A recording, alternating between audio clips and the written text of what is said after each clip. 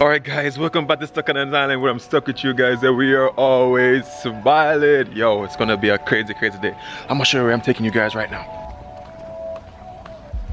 Where I'm taking you, I can already smell the grill lit up. I am so excited!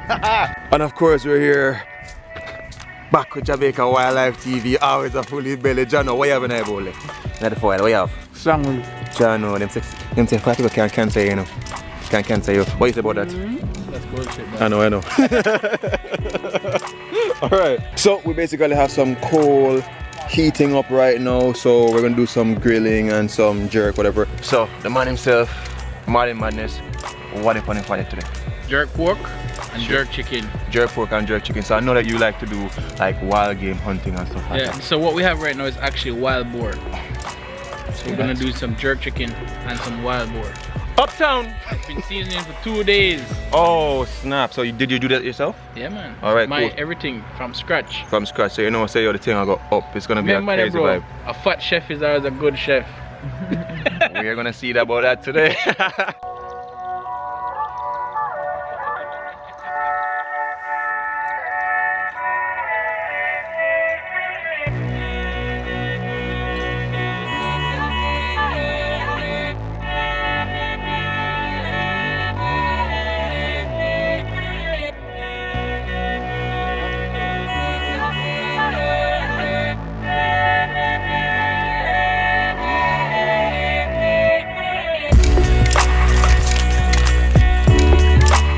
Alright, so Bob Marley has a song, you know, there's a natural mystic flowing through the air. A lot of persons who come to Jamaica and visit Jamaica always feel like Jamaica is just about, you know, just tourism, you know, going to a hotel, drinking some restaurant beer, eating some jerk pork, and then that's it. Well, actually, Jamaica, as said by many, has this natural vibration where you feel like a lot of relaxation, a lot of feeling. So you might look around, you might see persons from different, you know, ethnicities, you know, coming from England, Canada, wherever the case is because once they come here once, they get so drawn to this island that they want to own a piece of it. So as you might be able to see behind me there are like, you know, different, you know, how would you call these, shoreside houses or whatever the case is, or apartments where people buy and they stay here maybe for half of the year or maybe for the entire year. So that's the vibe, that's the atmosphere that's here right now, and everybody, to be quite honest, is super chill.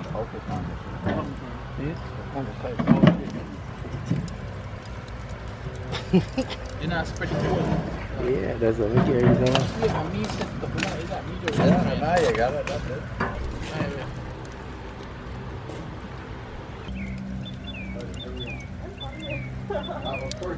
And let's dip in it and let's do the whole thing kind of good. So what's the process, what's the purpose of doing this, like dipping? Two things, it keeps the grill bit longer, bro. Like long goes, Yeah, stretch, yeah. Because what it does is it protects it. Also it makes the meat so it doesn't stick on there, you know? Okay.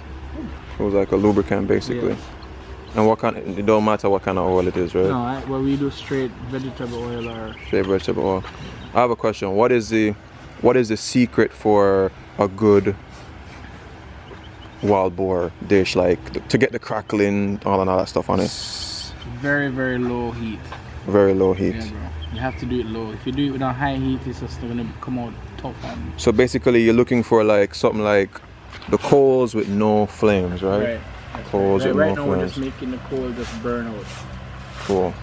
Right down, and then we're gonna put it on there, buddy. It's gonna be the shit.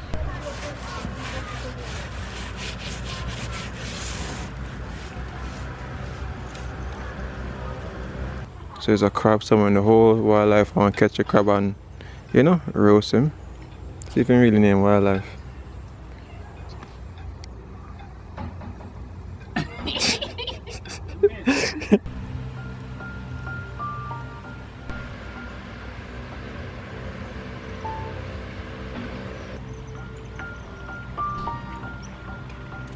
Oh, God.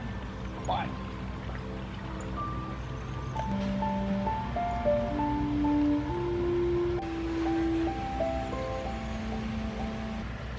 Just smell it. It's Whoa. all hand season. Bro, it has this, is there like very sweet notes to the scent as well? I smell the spices. Oh, bruh. Bruh, look at that, guys. This is going to be an epic wild boar cook-up. Alright, let's do this.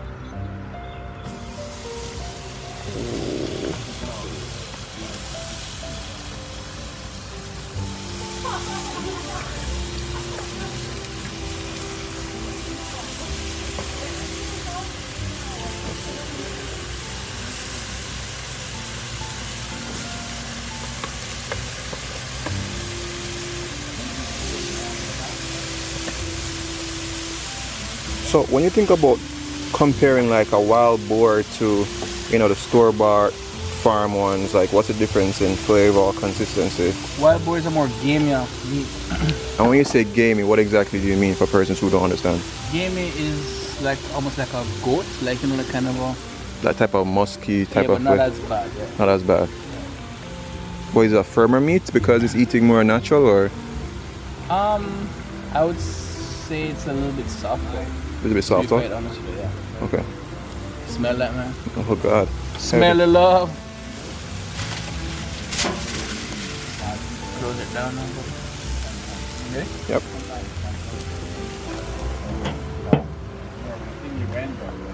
Alright, so before the temperature was really high, but now it's like about 550 at the moment. We're outside my place again. We're having drinks. We have another piece too, man.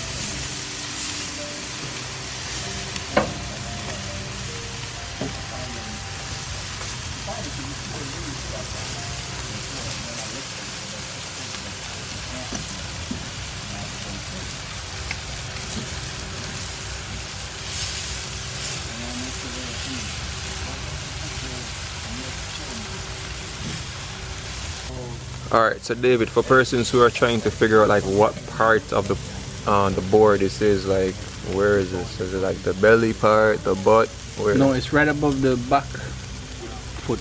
So it's up at the top line, like right up at the back. Right at the back. Yeah. Zine, so is that like the best flavor part? Or? For jerking. For jerking? Yeah. Okay, got you. Not the tenders, but the best for jerking. Okay. There's a lot of fat on there for the crackling. Yep. Looking good. Definitely.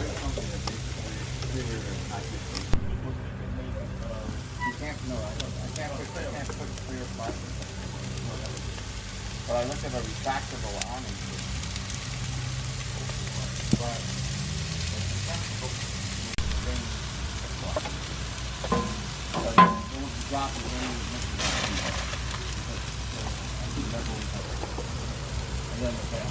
Dropping on some of that homemade jerk seasoning just to keep the meat moist. Everything like that. Oh yeah.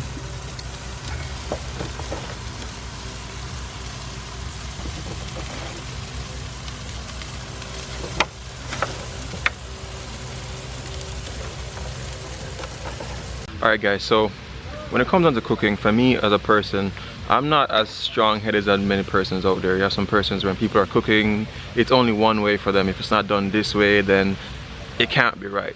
For me personally, every time I go on a journey and I meet different people, I see the different ways that they cook their food, and I'm always willing to try it because, yo, cooking is an expression, you know, and each person expresses themselves differently. The same way how we talk differently, someone expresses themselves differently through food. So, you know, watching David cook up this pork right now, or sorry, wild boar, you know, it's a whole vibe. It smells really good. It smells authentic to what you expect Jamaican jerk to smell like. But I'm just going to be really intrigued to see what the flavor of this wild boar is going to be like. Alright guys, if you're a real Jamaican, you should know what that sound is. Drop it in the comments. Again, if you're a real Jamaican, you should know what the sound of that is. Got it in the comments? Let's check it out. Pressure cooker. So some rice and peas in the pressure cooker right now. Yep.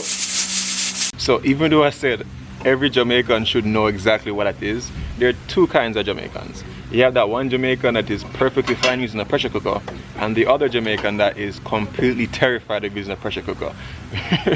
Reason being, you know, the pot is definitely under high pressure, and if you don't allow the pressure to be released slowly and gradually, you can have an exploding pot. Or for that model as you see there, the top of it, I've seen situations where that knob can just fly off and it could be a whole issue.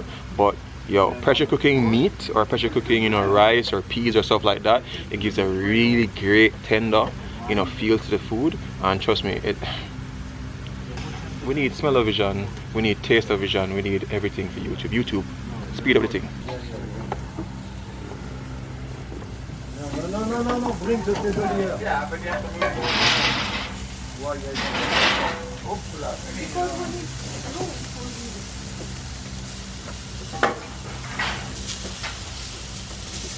Yeah, you like this small table. No, because I have that. Yeah. No, I like all the available while you're around. No.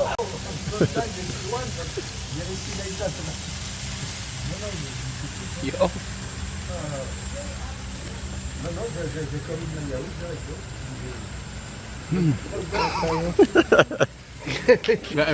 That is not gonna happen to me. Alright guys, so I'm gonna taste a piece of this meat here.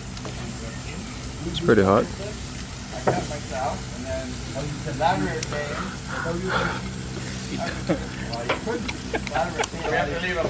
The spiciness is just right. And surprisingly, I'm not getting that gaminess. I'm not. Pizza seasoning that. I crap you know I'm on the pizza side. Wow, man. That's good. So I'm gonna try the crackling. For those who don't know, crackling is basically like the fat of the pig, and it gains this little minute air bubbles that are so light and crispy. Yeah, buddy. You know, so I'm gonna try that and tell you what I think.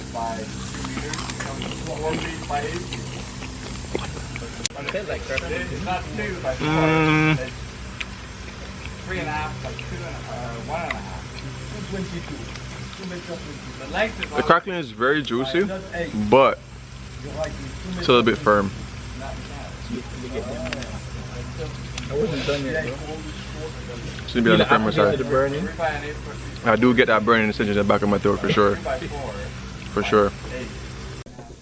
So if David actually pulls off a good crackling on one of these pieces, I'm gonna be super surprised, to be quite honest, because crackling it's not the easiest to do in a grill condition, to be quite honest. It's not.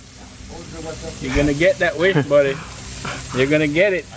Alright, if you look right there, somewhere off there, you can see that crackling forming. Oh. Yep. Alright, let's see. You're gonna get it. Just as a quick FYI guys, that was just basically the test piece. It's not done as yet. You know, as you go along, you have to see where the meat is at, you know, and see, you know, if it's ready. Alright, so they brought back some crackling again. And I'm gonna try it now and tell you what I think.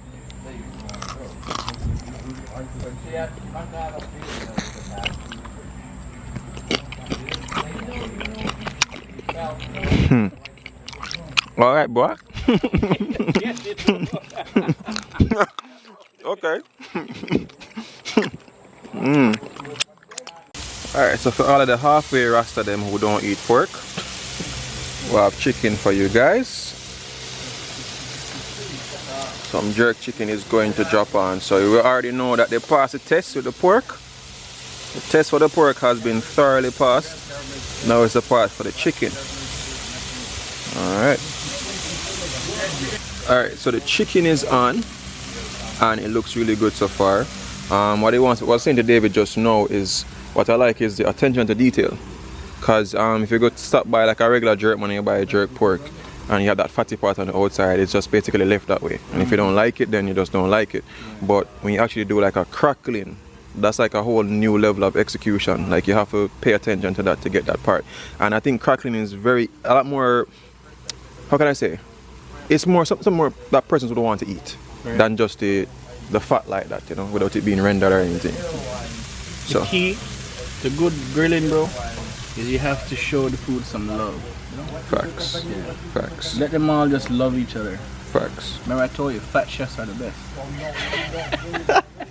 And for those who like learning a thing or two because they watch when I cook by the river or whatever the case is, putting on the wing last because it is a lot easier to cook.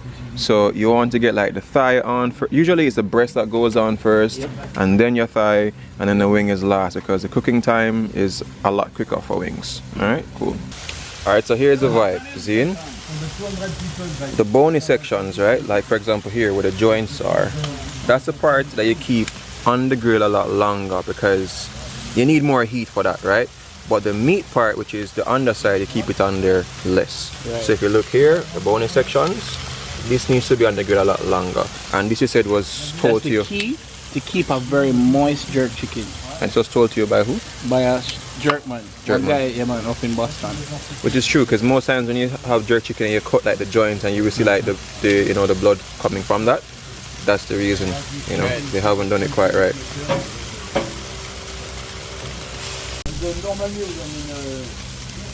The main true side. Them chicken are just looking low. Yep. Huh? It sure is.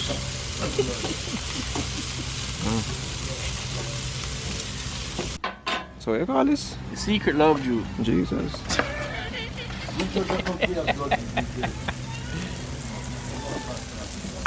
Secret love juice.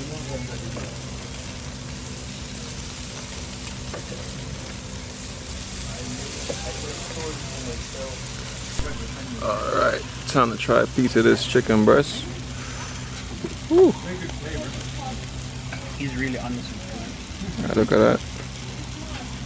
Nice white meat. You guys can look for yourself. I mean, you guys can't quite taste, but you can look at the meat yourself and tell.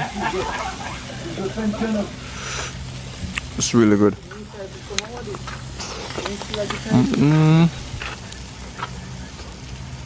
Anybody who has had any experience jerking chicken, you know that the breast is the hardest part to jerk because it dries out really quickly. Really quickly. So if you get the breast that tender, I can imagine how the other parts of the chicken taste. It's ridiculously good. Alright guys, so we have a very infamous hot dog here which is called Bad Dogs. It's Jamaican made and it's really good. I kid you not.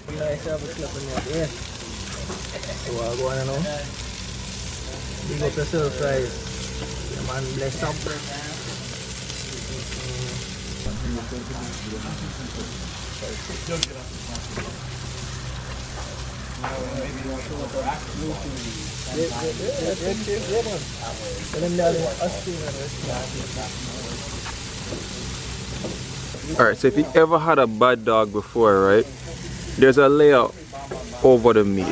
When you bite into it, there's a little bit of resistance, which I don't mind, but David's saying the way how you do it on the grill, there's little to no resistance. Once you bite it, you just pop right to the meat, right? You're so freaking focused. Listen, you're co-hosting, man. Yeah man, I'm serious. Alright, let's try this. Let's see if this is myth or if it's fact.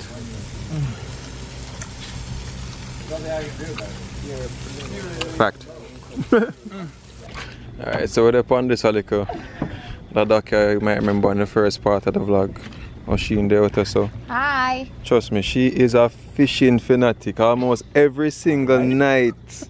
Without question. Hey, Sai, be careful. What happened? Be careful, I'm getting a bite there then. So the lights, the lights? No, look on the line, Look. Go on with it. Run with it now. Take it off your one. I promise I won't do nothing. That joke, kind of. Nah, take it. No, take it. What the biggest fish you catch was it, Ocean? What I say there? What kind of fish was it? I catch, well, a whole heap of different fish. I catch angel fish, I catch snapper, CASHAPP fish. I see you catch one big one last night. Yeah, I catch a whole heap of different fish. And your bait of choice, of course, is a very popular shrimp. Shrimp, almost every fish loves shrimp, as far as I'm concerned. Every fish have eye chest. Yeah, very expensive.